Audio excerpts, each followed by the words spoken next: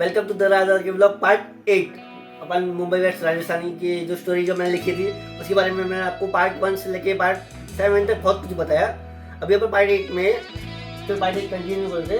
Part 8 में जैसा वो दियान और साक्षी आपस में मिल चुके थे पार्ट 7 में, जो उनके बीच में उससे मिसअंडरस्टैंडिंग जो भी थी ठीक ही नहीं थी वो पता नहीं, मतलब पार्ट 8 में देखते हैं जो कि दियान उसको जलाने के लिए अभी सोनू से शादी कर रहे हैं, ऐसा उसका मानना है।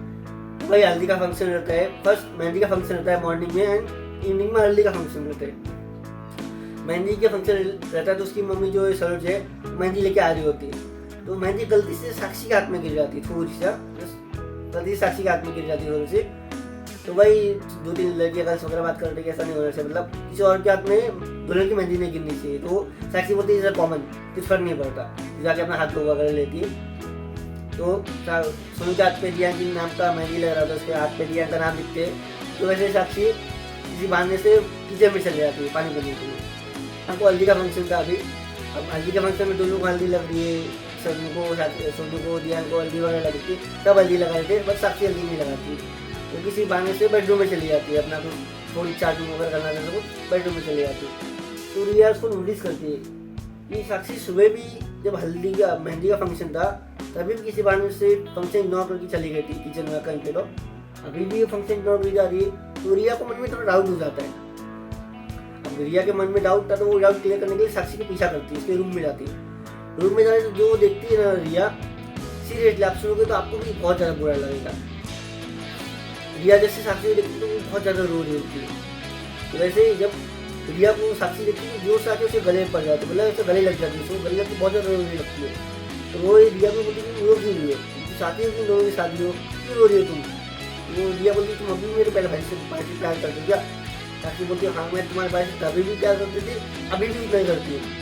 तो तभी रिया बोलती तुम सिर्फ नाटक क्यों कर रही हो, सब नाटक क्यों कर रही जब तुम अभी जिससे प्यार करते हो। तो वो बोले अभी भी तुम जब से प्यार करते हो नाटक क्यों कर रहे हो, जाहिर सी बात है प्यार करते हो तो एक्सेप्ट करना, नाटक क्यों कर रही हो।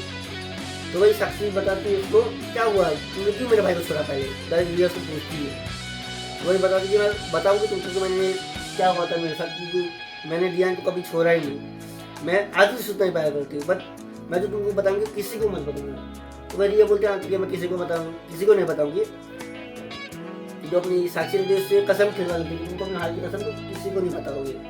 हाँ वो बोलती है रिया के ठाना थी कि मैं अपने भाई की कसम किसी को नहीं बताऊँगी। फिर साक्षी बताती है जी वैलेंटाइन डे के दिन जब दियान ने मेरे को प्रपोज किया था तो बहुत ज़्यादा खुश थी, मैं अपने घर के अगर सबको बताने वाली थी कि अगर दियान ने हमसे लेकिन मैं प्यार करती वगैरह तो सब बताने वाली थी।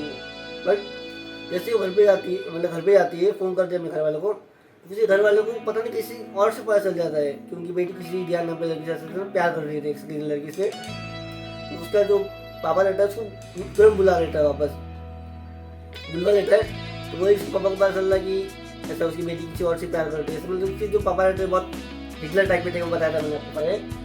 तो वो बुला लेते हैं, तो जो पापा को क्या सोचती है कि मैं घर जाऊंगी तो अपने पापा को कन्विंस कर लूँगी शादी के लिए, ऐसा साक्षी सोचती।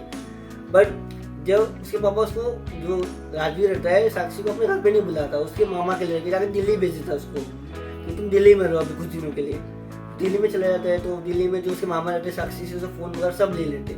वो ध्यान से कॉन्टेक्ट ही नहीं कर पाती, उसका कॉन्टेक्ट ध्यान से नहीं कर पाती वो बेचारी। वही साक्षी बताती है दिया को मैं दिल्ली वगैरह चली गई थी तो मेरे मामा वगैरह कांटेक्ट नहीं करवा ली थी, मैंने उनको बहुत रिक्वेस्ट किया बट वो कांटेक्ट ही नहीं करवाए मेरे ध्यान से, वो सीधा मना ही कर दिया डायरेक्ट। तो ऐसा बहुत बुरा लगता है साक्षी के निकाल के। वही साक्षी सोचती कि मैं जब राजस्थान जाऊँगी अपने पापा से मिलूंगी तो उनको कैसे ना कैसे कन्विंस कर लूँगी।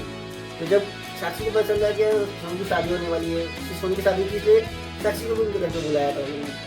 अब साक्षी सोच रही थी कि जब मैं घर पे जाऊंगी तो अपने पापा को मना लूँगी शादी के लिए, ऐसा वो बेचारी सोच के घर पे तो आई थी। घर पे आके उसने जो देखा ना जिसके बारे में वो बात करने वाली थी, यानी कि दिया के बारे में बात करने वाली थी, उसकी शादी उसकी छोटी बहन से हो रही है। तो ये सोच के उसने मतलब ऐसा बैकआउट कर लिया कि मेरी खुशी के लिए मैं अपनी बहन का रिश्ता नहीं तोड़ सकती है, ऐसा कोई भी लड़की नहीं करती, ऐसा बेचारी सोचती है।